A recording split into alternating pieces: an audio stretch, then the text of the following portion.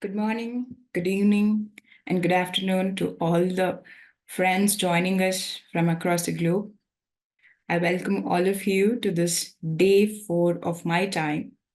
I'm Prithvi joining from Bangalore, and I'm really happy that today we are on the day 4 of my time. And it is so very important that we all are taking out this time for ourselves and prioritizing and meditating every single day. So, friends, today's topic is friends and foes of meditation. Sharat will be taking us through all of the challenges that we initially have. And a lot of people might feel sleepy, drowsy, and there might be a little laziness.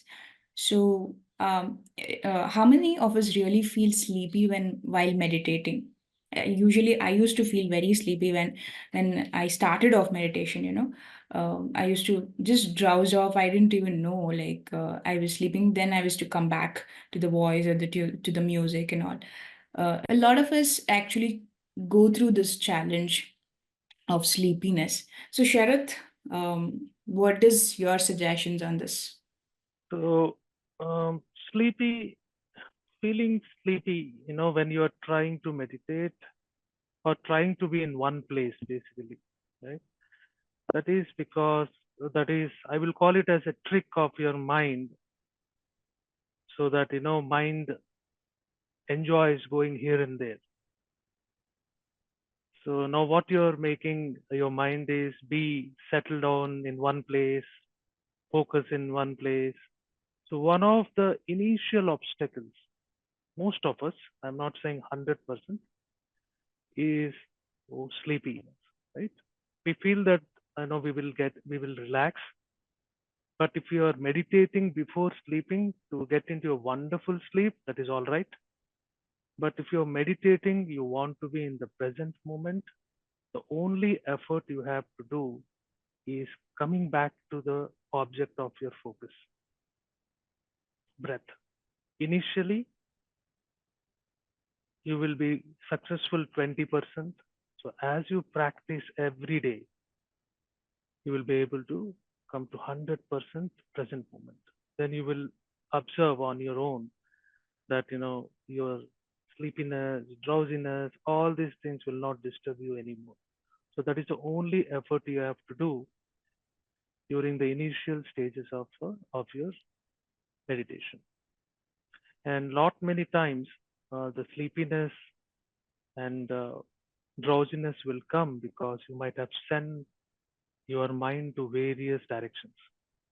You might have written from something very busy doing throughout the day, or ideally sitting, not doing anything. It is passive being in present. You're not in present, right? So all these things contribute to the drowsiness and sleepiness, right? So mind wants to naturally, okay, don't bother me. I want to go into sleep, right? So the effort has to be there only this effort at the beginning. Come back to your object of your focus. The object of focus in meditation, in Anapanasati meditation, is your breath. Come back to your breath. If you're working, then also, when you're singularly working on something, then also sleepiness will come. Then also you come back to that act, what you're doing at that point in time.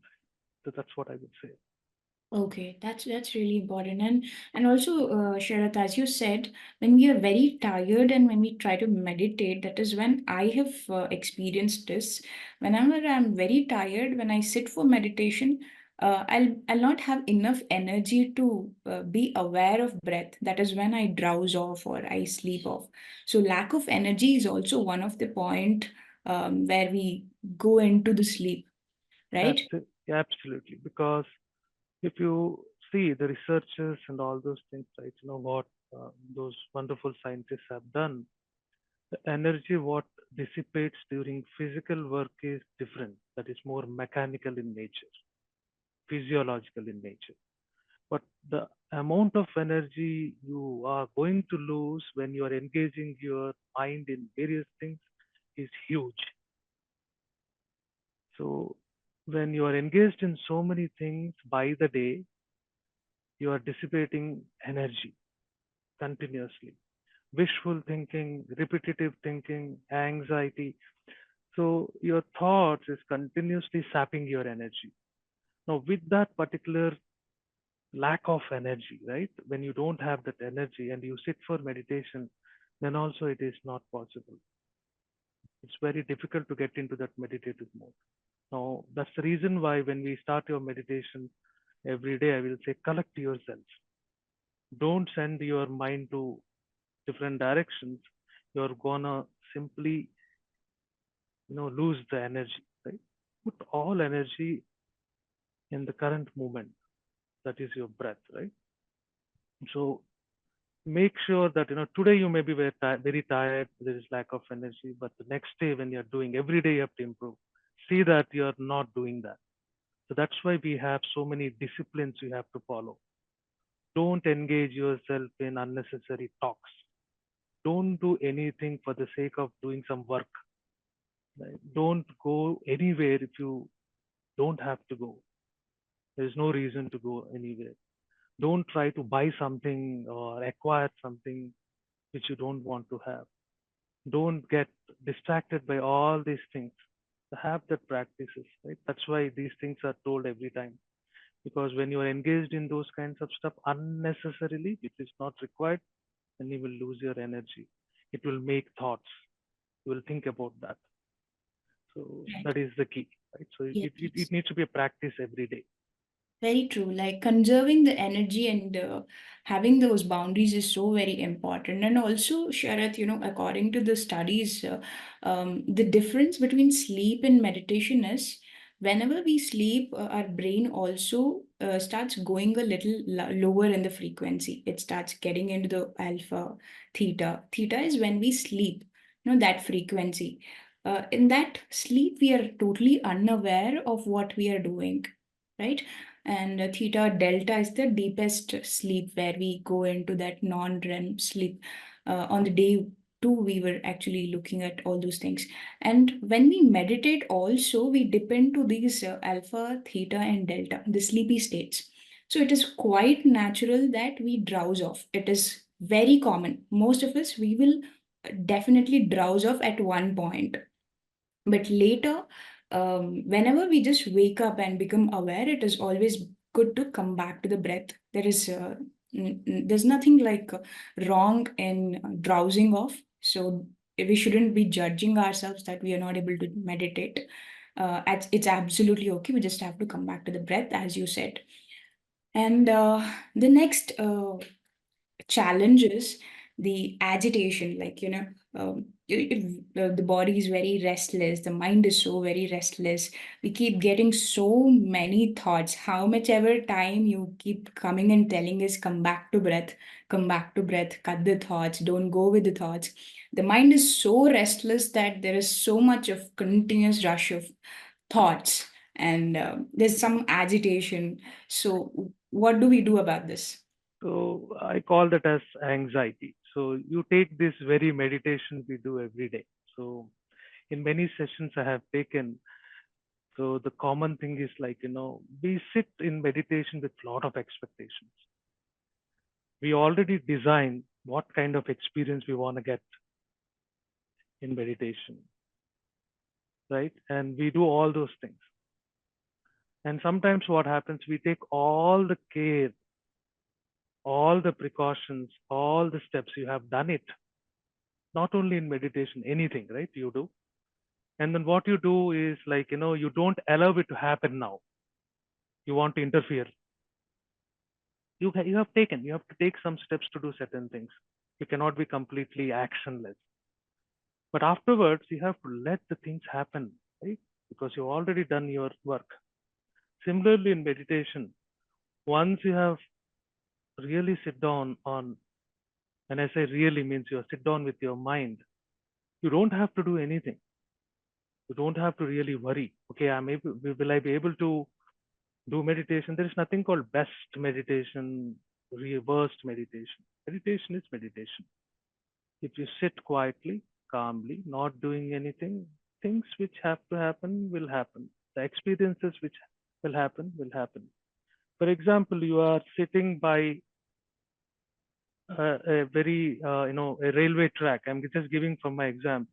My home is nearby a railway track. So are you really waiting for train to come and hear to the sound of that particular train going by? No, it will come and go. So that experience will make itself present to you. You don't have to really wait.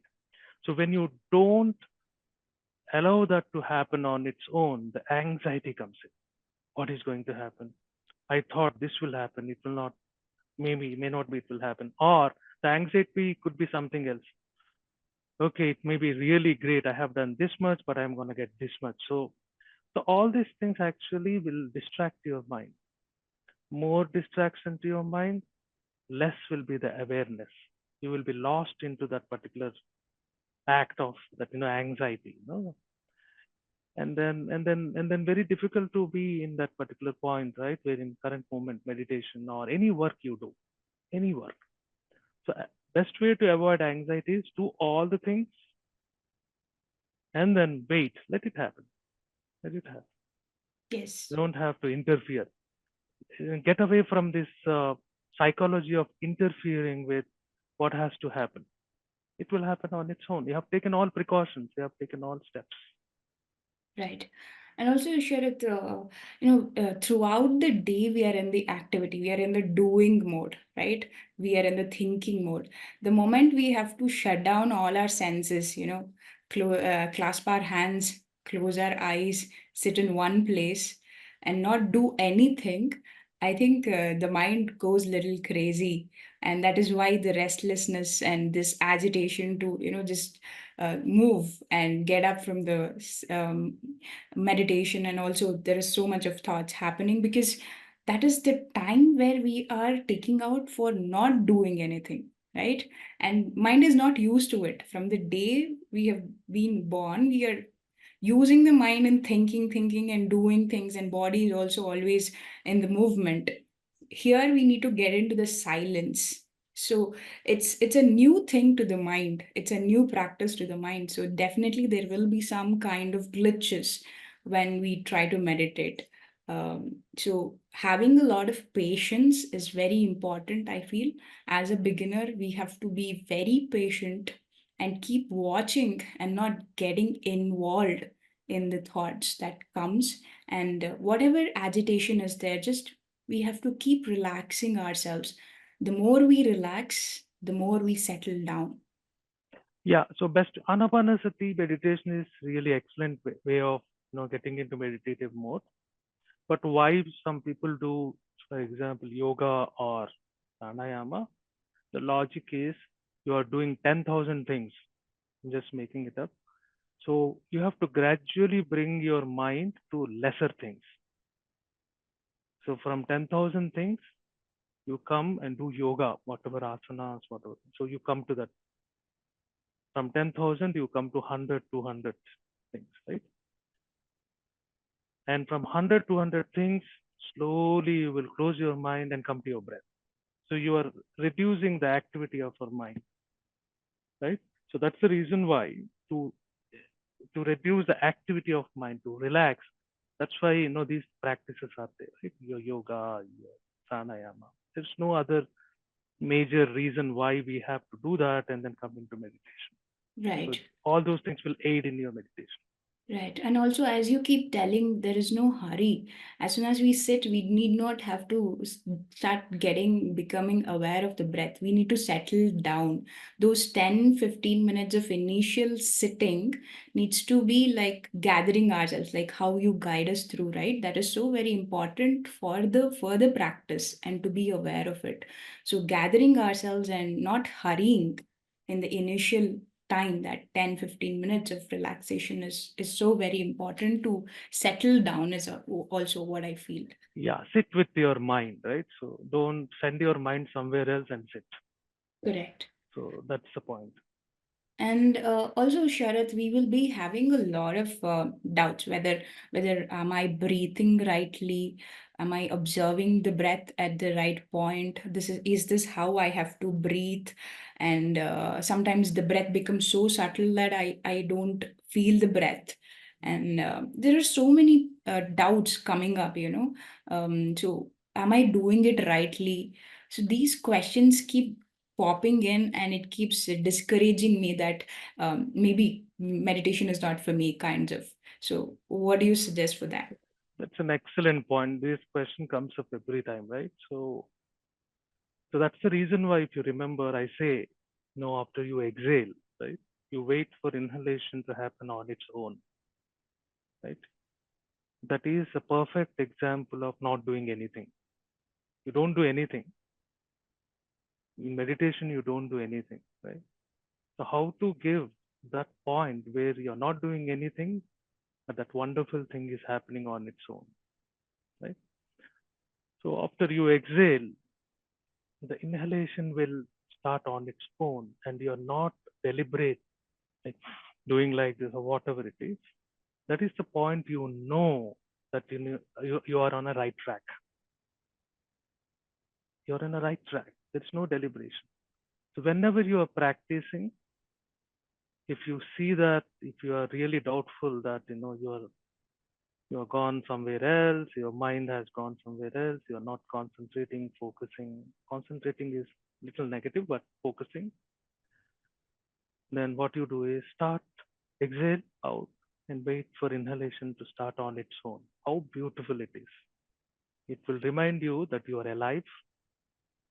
It will remind you that, hey, this is the first time you are with the breath, if you're not already, right? Yes.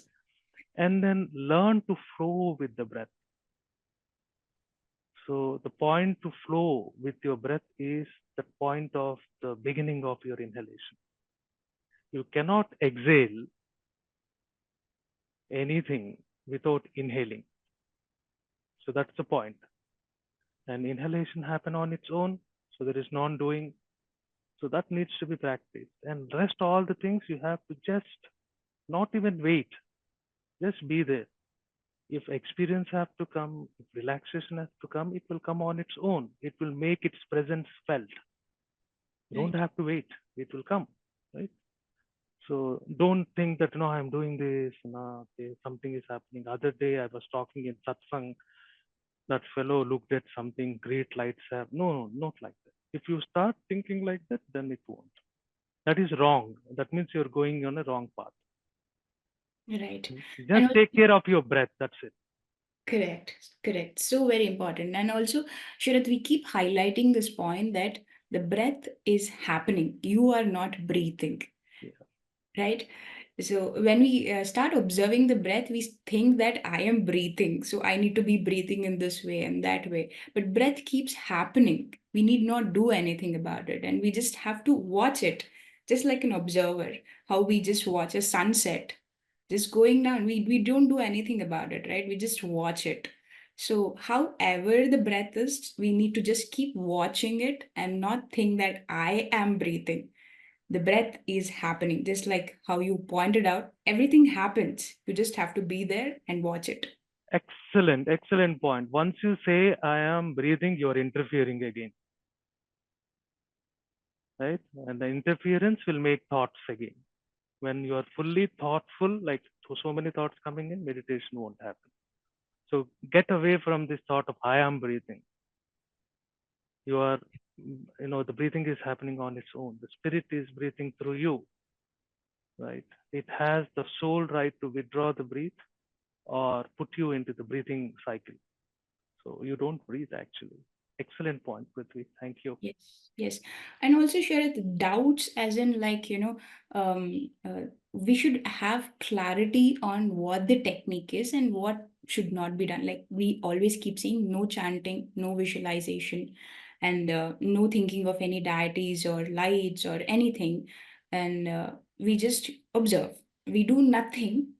We are getting into the non-doing process. So having clarity about the technique is very important to be clear on the practice, so that we don't have these doubts. And also, if there is any kind of discouragements, it is always good to share our experiences in these kinds of platforms. And if you have any kinds of doubt, if we share, if one person shares, a lot of many people might relate to those experience. a lot of times, I feel that only I am going through this challenge, only I am facing this. But when we share it on a platform like this and with the friends who are also meditating, we get to know that everybody are facing this problem. It's not just me, and it's a quite common thing, and we can always go through it, like get out of it, and we can face it. So I think sharing the experience of our meditation is also very important to get the clarity on the techniques. That is the only purpose of sharing experience. So to be very clear, we don't want to share the experiences to say that I am the best or you are the best, or making someone else, bigger than you, or you becoming bigger, right? It is not like that. Sharing experience is to help each other to progress in this path of meditation. And you are rightly said, Anapanasati is the best technique. Anybody can do, anytime you can do. There are other techniques, they are also very good, but it needs certain bodily capability, mental capability to really, get into meditation. But you don't have to do it because we have, you can do it, but you don't have to do it. Anapanasati, such a wonderful technique, a master Buddha, right, has given us. You can Yeah, take that help, right? So, right. The most simple and the scientific way of right. meditating. And I feel like, I started with guided meditations and a lot of other practices, but finally I settled down in Anapanasati because that's the non-doing, that's the mother of meditation that I feel and I connect to. And coming to the next point, Sharat, you said in the very beginning of the meditation, don't have expectations. So most of the times we have some cravings towards, like, I somebody experienced a very bliss in their meditation. They felt very calm, and someone has healed their illnesses, and someone has is seeing some angels, some lights and all. But I am not getting any kind of experiences. So we start craving. When we sit for meditation, we want something. We want something out of meditation. So we start like craving for the kind of experience. What do you say about this? Oh, this is very common thing. So there are in many sessions, I keep hearing that, okay, I'm meditating so that my child will get A plus in examination, right? And something else, right? I want to be successful today in this project, right? All those people who are working in, uh, in a corporate world, right? So you meditate for so many reasons, right? I would say you are limiting yourself. You don't have to, and more less you will be stuck there. You will not go beyond it, and you will not really reap the benefits of meditation. So you should not be craving for those kinds of things. Craving is nothing but, you want to do it again and again. Something is keeping you on. You are not detached to it. So coming while you're practicing meditation, that's why I keep saying that, hey, don't recall anything. Don't try to remember anything. In True. meditation, you should not do those things. Things will happen on its own, right? That way you can get rid of your craving. You don't have to recall anything. You just have to sit. Nothing. Let go. If anything has to come to you, it will come to you. So we don't have to, right? That craving should go away. We should not sit with that particular thought, right? I know Sankalpa, but I will tell you the technique is when you are about to start your meditation, you're not getting into. You don't do meditation actually, you get into meditation, right? True. Before you get into that meditation, just beginning, you can have an intent, Sankalpa. Intent is not craving or expectation. Intent is you are creating that mood that this is where I want to be. And afterwards, let go. You can do all this, right? But after you have given your intention, don't repeat that, right? In your meditation, you have to let go. You have declared to the cosmos, let's say that, no, this is my intent. And your intention, if it really good for large amount of people, your friends, everybody you don't know, then that will come to fruition faster. But if your intention is more egocentric, it will take a lot of time because it is interfering with many other people. So those Right. things will not come into fruition. So this is how it should be. It is not that you should not sit with an intention. You should, but that should be kept in mind. True, so true. And yesterday we talked about the attachment.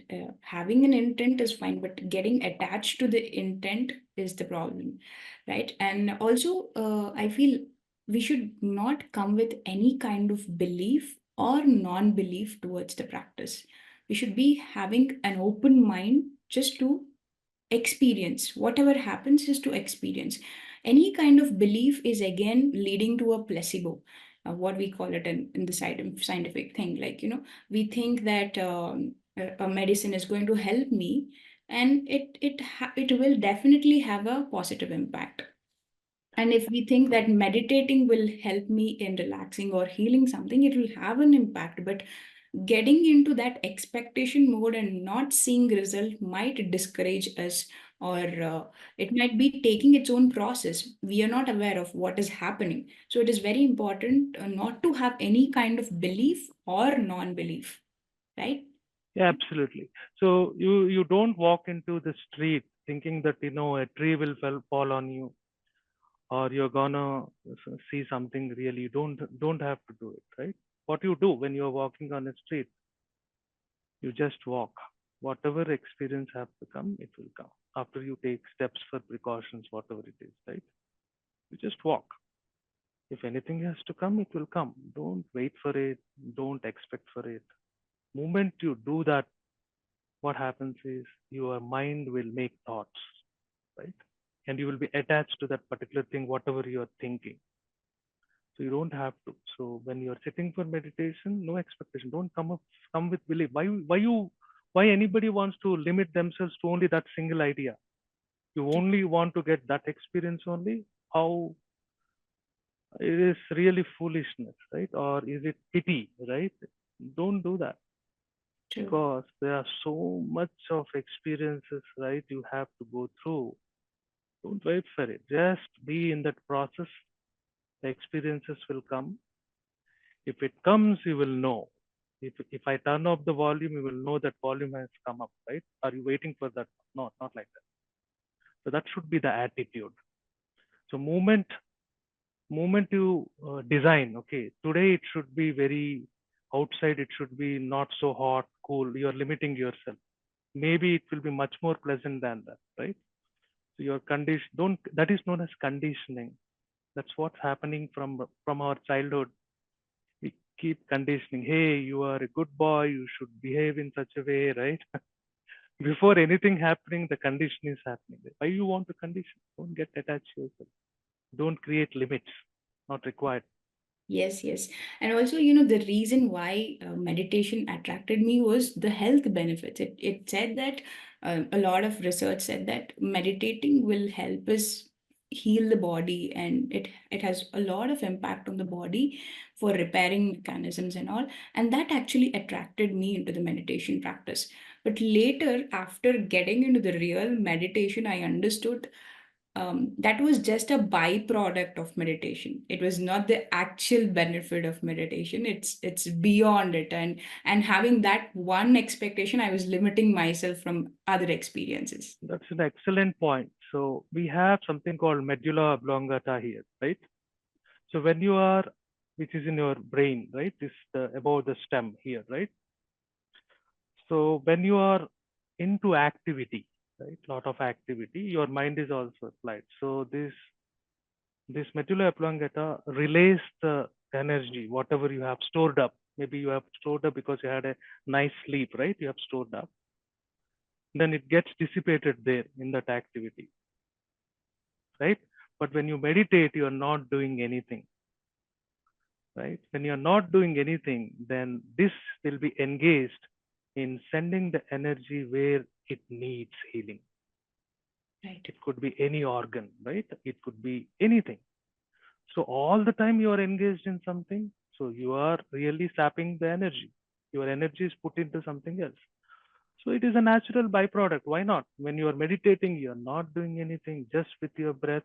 All the energy which is coming also Because when you are not engaged, your medulla oblongata, which is connected with your gland, pituitary gland, and to your Agya chakra, what happens is you will start getting more energy. It will open up more cosmic energy will come into your body, and more energy will be stored up. And when you're not doing anything, what happens? That energy goes to that part of your body. Your mind is connected to your body, right? Through brain. Right. Then what happens? It will go to that part of your body which is sick, and it heals. That's how healing takes place, right? Some people it will happen more, some people it will happen instantly, some people will happen little slowly, but surely, right? It is because your level of engagement, your level of those talks, unnecessary things will stop you from healing.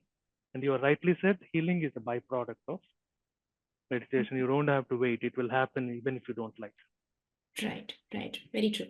And also, Sharat, as we keep meditating, a lot of times we experience some kind of pain in the body, and a lot of time when we start meditating, we see that certain emotions become aggravated, like anger and pain and some kind of old memories. All these things start coming onto the layer, and we feel that meditation, I thought it is to calm myself and compose myself and feel a little more peace. That is why I started meditating. But I feel that I'm becoming more tempered with a lot of anger, with a lot of hatred. These emotions are getting aggravated.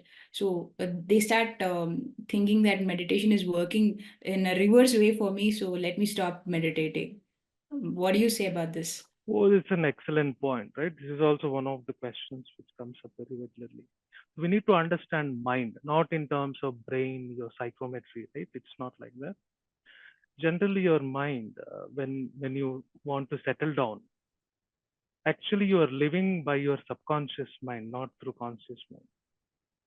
So your subconscious mind is constantly guiding you in what you do, right? You're consciously accessing that part of subconscious which is really you're living by that, right?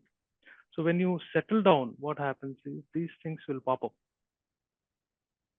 right? In the form of a thought, in the form of a sensation, in the form of an emotion, right? Because these things are recorded from eons, from the time when you are here, right? So these things will pop up. It's very good it pops up, because what happens is this is what is driving your life, right? That is what you want to get rid of. You don't want to. So that's why this art of observation is very important. So when you are with your breath, those things will come up. Don't follow it.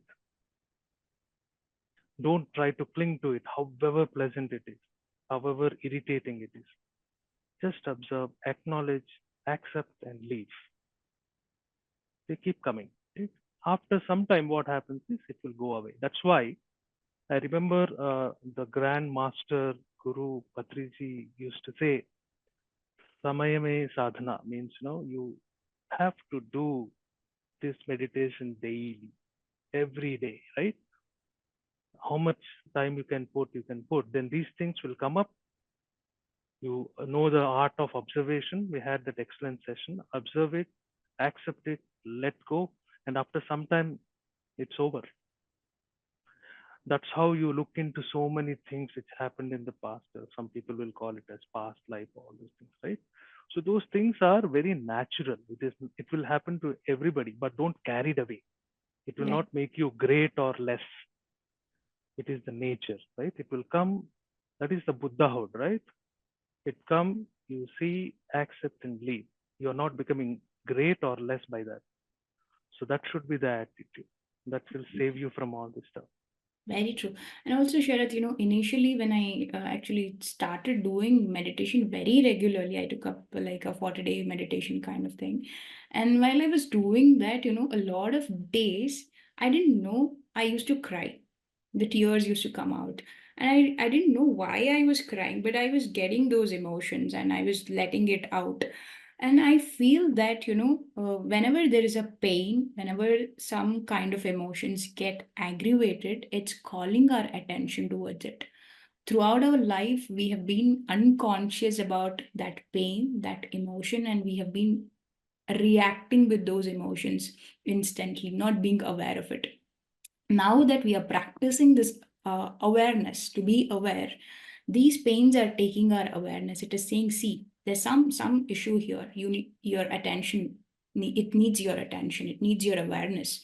And if there is any kind of pain and emotions coming out, I feel that is the indication that meditation is working for you. Absolutely. So what is awareness is something is coming to your knowing. It could be a simple background sound, right? Or someone walking by. How many times we drive, but we don't know we have come to this point because we have muscle memory. We know the path, right? So we have come to that point. But suddenly, I don't know how many people might have realized that okay, मैं already इधर तक आ गया. I have come here. I don't know. You are not conscious about it, right? So that happens. Right? You're not conscious about it. So if many things will come into your awareness, now whether to act or not, it is up to you. It come to your awareness. If it comes to your awareness, if you want feeling like crying, you will cry. No, I just want to observe and smile at it, you will smile, right? No, okay, this came into my awareness, but I have to act so that it will be beneficial to others, then you will act. But first the things should come into your awareness because that is what is running your life. Remember, anything which is coming into your awareness, and if you are meditating daily, you will be very clear. That's why people say meditation brings clarity. True. Whatever you said you are not conscious about will come into your awareness because that is running your life. This life, let's not get into why it is, right? But that it is. And when it comes into your awareness, then you are at a point whether to take action or not to take an action. You are not coming to that point at all. You are in autopilot mode. You are reacting because of. So meditation helps bring that clarity, the awareness. Just like how a background sound comes into your awareness suddenly because you are paying attention now. What do you do about it? Either you shut down that background sound, otherwise you will keep it on, Right. or you will bring up the volume. I don't know. I'm just making it. So you have to come to that point, and that's what meditation brings you to that point. True. It brings so many things into your awareness. When you have absolute awareness, then you will have control of the situation. If you are not aware of anything which you have to know about it, you are not in your control. That means it will take you over, right? It may be emotion, it could be anything, aggression. So through meditation, let anything which has to come into awareness, allow it to happen, but don't follow. Be True. at the point to take action, but it is up to you if you want to take action or not. Very That is true. what is the definition of awareness. Awareness is not awareness is not something, it's not experience, let me tell you. Awareness is knowing that these things are happening around you, inside you and outside. That's how it is. And then that is the point where you are free, have a control to take action or not to take action. Exactly, exactly. We have to allow whatever emotions comes in. We don't have to even suppress. If it is pain, if it is any difficult emotions, we just have to allow it to happen and see it. And as we see it, we will also see that it is fading out. That's the beauty of meditation. And coming to the next point, Sharat, I think this is a very common thing where we keep postponing our practices. We think, okay, I have time, or let me meditate tomorrow. Today I don't have time. I'm having a really busy schedule, so let me postpone it for tomorrow. We are not very regular with meditation. We take it a little easy, or we keep it as a last priority. When I get time after doing everything that is necessary, then I will sit for meditation. So, what do you say about this? You postpone because you have given meditation less priority than what you are doing at that moment.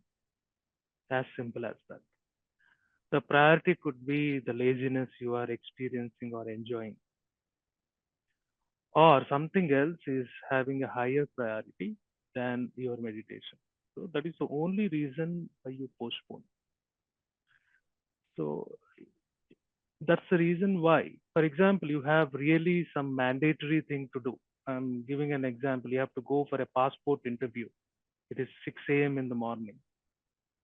Will you give priority to your laziness, or you will get up and then go to passport appointment? You will give a higher priority.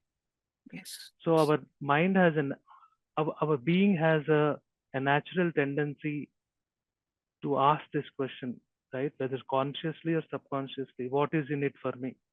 What benefit I'm gonna have? That's the reason why all grandmasters will first keep talking about the benefits of meditation. Right. Why the masters talk about benefits is not because to lure you into meditation. It is really they have experienced. These are the benefits, and that satisfies your mind if you're a beginner. Oh, there are benefits to this meditation, right? You will be stress free. You will be more, uh, you know, uh, you will be able to do your work with more clarity and all these things. And many other benefits, right? Because of that, you will give higher priority to it. So count more benefits on meditation. That's what I would say. Talk about it, read about it, make Yeah. it a habit, right? Then what happens is your priority will shift automatically. That is a natural, right? Then once you have a taste of meditation, right? And again, this is also very important. You do for some days, and afterwards you start craving for it. You will embed another thought. I want to have this, experience again. Then that what happens is because of that there will be a break in meditation. So what you should be continuously in one attitude only. Whatever have to happen, let it happen in meditation. That's it.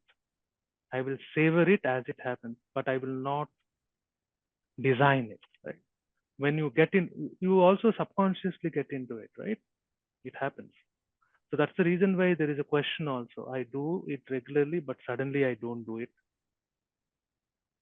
right? It is not very frequent. That is because of these reasons, right? Priorities shifting or embedding a thought that, okay, I'm not getting this experience anymore.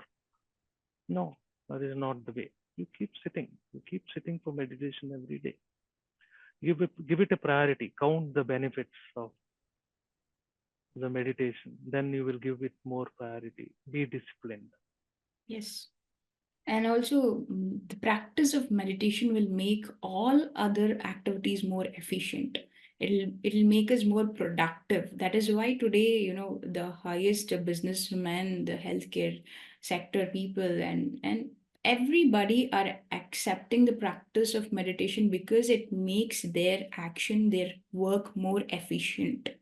So now jumping into the friends of meditation, we talked about the challenges. What are the friends? There are 5 friends which will actually help us get into the meditation practice more deeply. So first thing is about Shraddha, right? What do you say about this, Sharat? So have faith. Basically, it's all about faith and confidence. Many people have walked this path. Many people have done meditation. They have benefited from it. So we know that that is a path to take in. And have that is what is Shraddha is all about. It is a faith. And that should drive you to be in meditation. Right? So that's the reason why you have to do this Sajjana Sangatya, right? You have to keep company with those people, like-minded people who will keep you in this path, right? So, mm, and also like don't switch between different faiths also. That is also not Shraddha. Take one at a time and be with that, right? Don't do 10 things at the same time. So that will actually solidify your Shraddha, right? You will be very regular. That's what I want to talk about, Shraddha. Yeah, that's what we want to have. Sure, it also, we need to have certain kind of dedication and devotion towards any practice that we do, any work that we do. And meditation is not something that, we just come and relax. It also needs that priority and that level of dedication and devotion. It's a practice. It's a sacred practice which is letting us to know ourselves. So, having that Shraddha, it's not the blind belief about the practice, but the openness, the awareness that we carry, and the devotion, the persistence needs to be given to it, and we need to be responsible about knowing ourselves. So it needs a kind of devotion. That is why Shraddha plays so very important. Yeah, Whenever we correct. sit for the practice, we need to sit with a lot of gratitude and a lot of responsibility for the practice of meditation. It's not just like, you're just chilling out and binge watching your Netflix. It's not like that, right? You need certain kind of devotion towards the practice. Absolutely, rightly said, Prithvi. And the next is the right effort. Right Yeah, effort is the second friend. yeah, right effort. See, right effort is like sticking to the same time every day, right? And right effort in the sense like not indulging in certain things which are not required. We do a lot many times. So we watch TV continuously, not required, right? Talking about something irrelevant, not required. Reading your newspaper unnecessarily, not required. So right effort is like, hey, I want to get up at this point in time every day. I'm gonna sit for meditation. That is the right effort. True. Right energy is always there, right? When you are not spending your energy in wasteful things, not required, then you have right energy. That energy is not contaminated. Energy gets easily contaminated. You do something which is not required, and then energy gets contaminated. That will not help you in meditation. So that's why there needs to be some discipline in your life, right? So that you don't do all those things.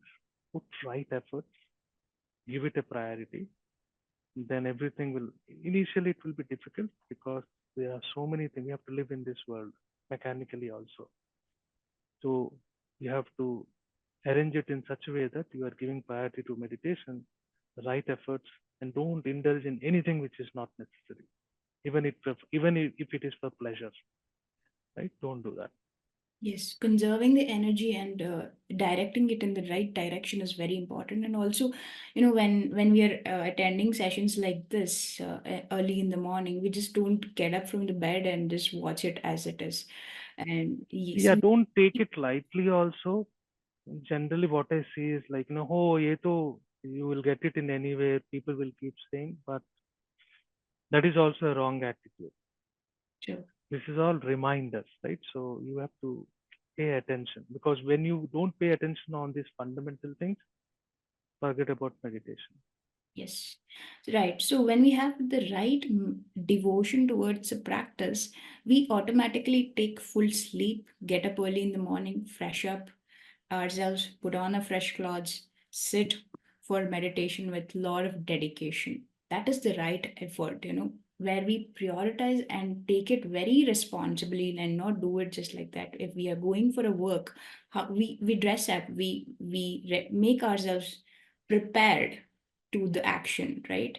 And here also for meditation, we need to have right efforts, create the right environment for meditating, and also having a right will to meditate is also very important. Absolutely. Last but not least, like, let's talk about mindfulness, and we will, I know it is already too late for all the participants. Let's talk about mindfulness a little bit, very important. Yes. People understand it very partially. So, mindfulness is, by definition, if you go and Google up, right, you will get something like, if you are doing a particular work, be it meditation or anything you do, if you are doing that work only, exclusive to all other things, you're doing that only, right? When you're observing breath only, is only a partial mindfulness. right? Your mind is full of that, right? It is not like you're doing this, but also you're thinking about some movie or something, right? That is not mindfulness. You are there, right? That is only partial. Now, what is then mindfulness holistically? When you're doing that, you're also aware of lot of other things. I've already defined awareness, right? That is the beauty of meditation. You're doing that, but there are a lot of there in awareness, but you will not take any action. You're taking action on only that thing which you want to take, right? That is mindfulness. Because there are some questions. If I'm lost into that particular thing, if some hazard, some danger happening, how will I know?